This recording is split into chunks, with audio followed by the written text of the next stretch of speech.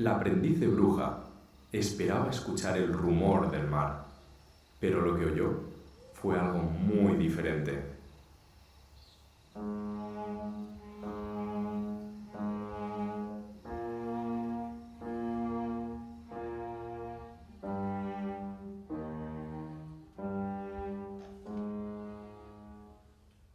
¿Me ayudáis? Venga, todos juntos. Pam, pam, pam, pam, pam,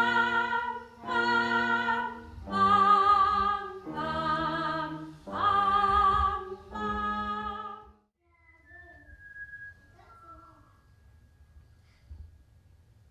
Son tres aves.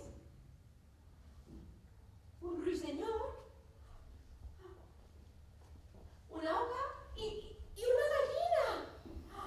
La aprendiz de bruja no quería asustar a las aves, porque podían salir volando y su búsqueda terminaría inmediatamente. En ese momento tuvo una gran idea: imitaría el gesto de las aves para ganarse su confianza. Pero, claro, no podía hacerlo ella sola.